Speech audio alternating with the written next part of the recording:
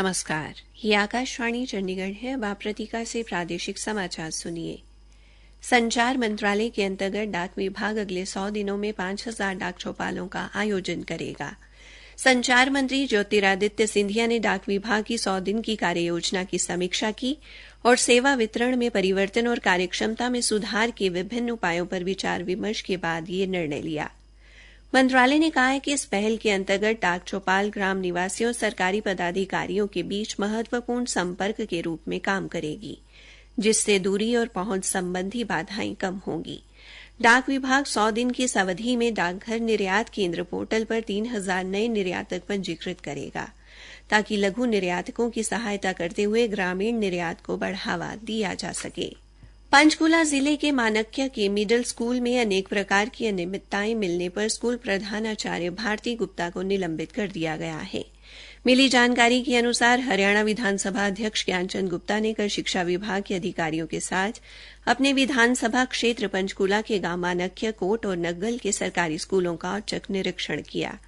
इस दौरान स्कूल प्रबंधन समिति के साथ मिड डे मील के राशन की जांच के दौरान 3 क्विंटल चावल में कीड़े लगे पाए गए। इसके अलावा 60 किलो आटा खराब मिला और 87 किलो दूध पाउडर की प्रयोग करने की तिथि निकल चुकी थी। स्कूल प्रबंधन समिति के प्रधान गुरमीत सिंह व सदस्यों ने इस राशन को फेंक दिया ताकि बच्चों के स्वास्थ्य से खिलवाड़ न हो। इस स्कूल का वाटर कूलर भी खराब मिला और शौचालय भी खराब हालत में पाए गए। कुछ नए बनाए गए शौचालय भी बदतर हालत में मिले। स्कूली बच्चों ने विधानसभा अध्यक्ष को बताया कि उन्हें गत 3 माह से ठंडा पेयजल उपलब्ध नहीं हो रहा है। इस प्रकार की अनियमितताओं के कारण विधानसभा अध्यक्ष ने स्कूल प्रधानाचार्य को निलंबित करने के निर्देश दिए। इस संबंध में विधानसभा अध्यक्ष ने शिक्षा मंत्री सीमा त्रिखा से भी बात की। शाम तक शिक्षा विभाग के अतिरिक्त निदेशक की ओर से भारती गुप्ता के निलंबन संबंधी आदेश जारी कर दिए गए। श्री गुप्ता ने कहा कि नौनिहालों के हितों के साथ किसी भी प्रकार का खिलवाड़ बर्दाश्त नहीं होगा। भिवानी के बस यार्ड में एक बस में सफाई के दौरान हथियारों से भरा बैग मिला। हमारे संवाददाता ने बताया है कि बैग में 2 पिस्तौल, 4 कारतूस और चाकू मिले हैं। बैग गुरुग्राम से आई बस में सफाई करने वाले कर्मचारी को मिला। यह बस सुबह भिवानी से गुरुग्राम के लिए रवाना हुई। दोपहर बाद बस फिर से गुरुग्राम से भिवानी आई थी। यार्ड में तैनात ड्यूटी लिपिक नागेश कुमार ने बताया कि पुलिस को तुरंत सूचना दी गई और पुलिस ने हथियार कब्जे में लेकर कार्रवाई शुरू कर दी है।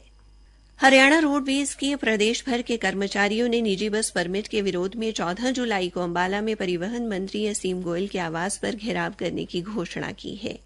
हरियाणा रोडवेज कर्मचारी साझा मोर्चा के वरिष्ठ प्रतिनिधि नरेंद्र दिनोद, सुमेर सिवाच व ओम प्रकाश करेवाल ने रोहतक में जारी एक संयुक्त बयान में ये जानकारी दी।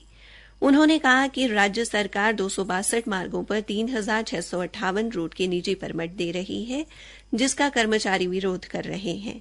कर्मचारियों की मांग है कि निजी रूट परमिट को रद्द कर 10,000 बसें सरकारी बेड़े में शामिल की जाएं।